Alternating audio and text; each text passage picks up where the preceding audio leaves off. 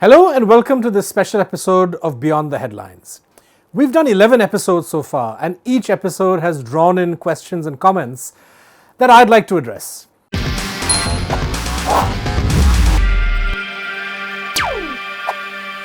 Today, the Rajya Sabha passed the bill to criminalise Triple Talaq, and the first set of questions I want to take up relates to the very first episode of Beyond the Headlines, where I dealt with the problematic aspects of the Triple Talaq Bill.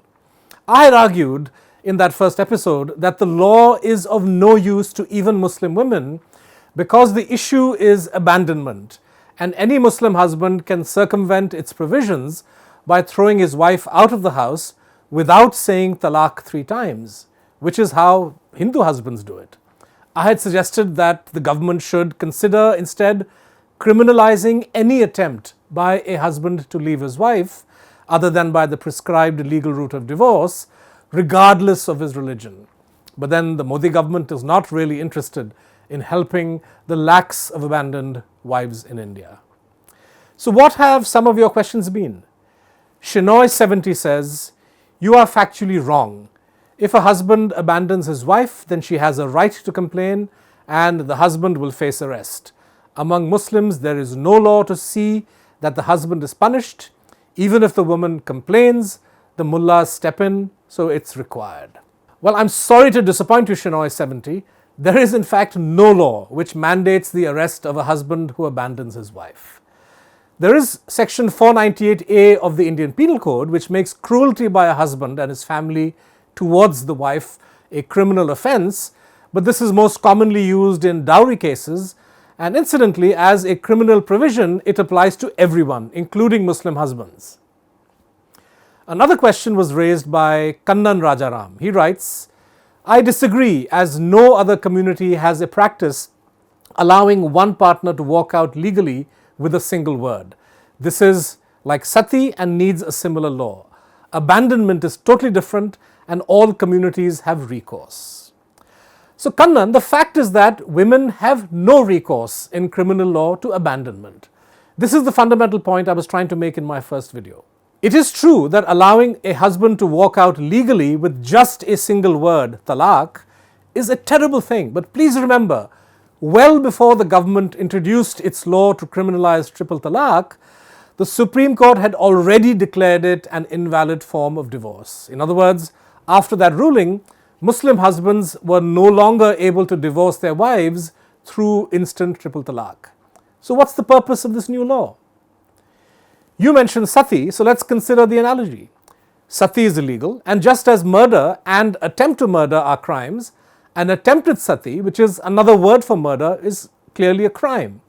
But what happens when a man attempts triple talaq? He says the 3 words, but they have no legal effect. And if he attempts to act as if he is divorced, the wife can go to court for a civil remedy in the same way that a Hindu woman whose husband violates the provision of the Hindu marriage law can go to court. Of course, civil remedies through the courts can be ineffective, but that is as true for Muslim women as it is for Hindus.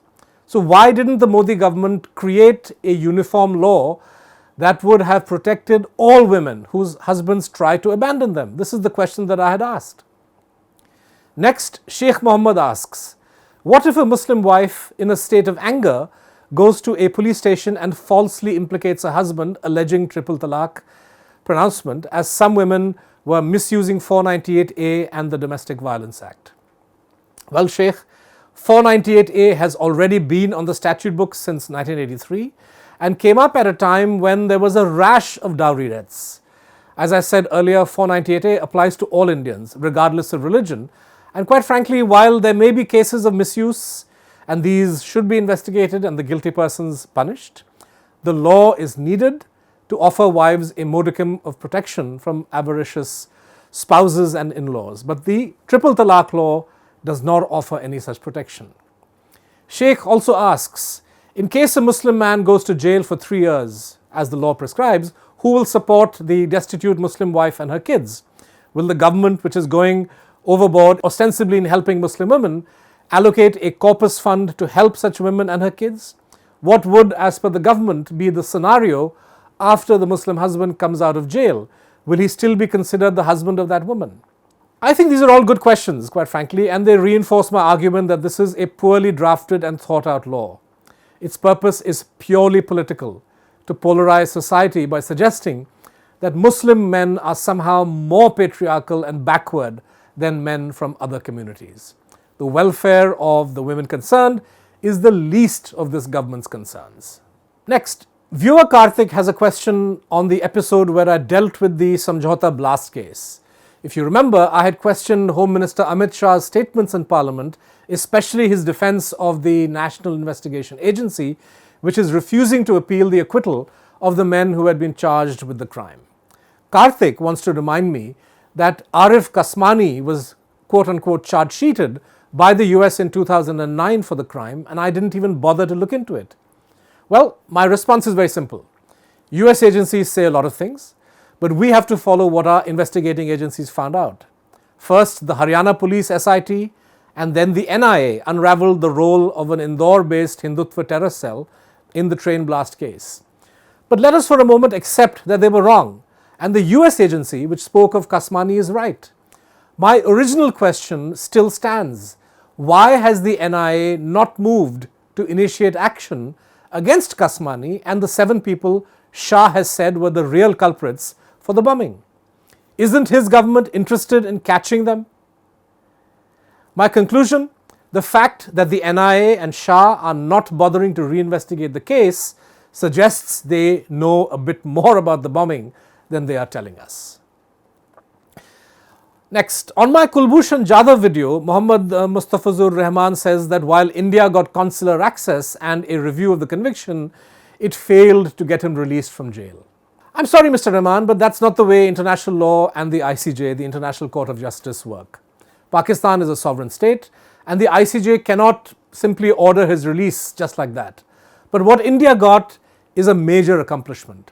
And as I had argued, this verdict may well open a door for the two countries to find a face-saving way to back out of the current impasse.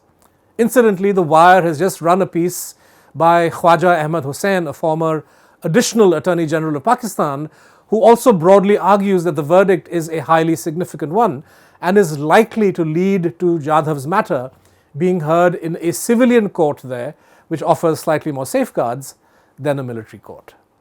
The last question today, Ramdhir Nikar asks, who is funding The Wire and Siddharth? Well, I agree that this is a question that needs to be answered. You know, I love getting this kind of question. We love telling people who funds us because the answer is you, the viewers, do it. We are a not-for-profit company and The Wire's expenses are around 60 lakhs a month and roughly 25 lakhs comes from reader donations and some advertising income via YouTube. The remaining has come so far largely from a Bangalore-based entity, the Independent and Public-Spirited Media Foundation. All of this information is available on our website and has been there since day one. So go ahead and check it out. And don't forget to make your own donation to The Wire today by clicking on the link in the description to this video. Thanks so much for watching.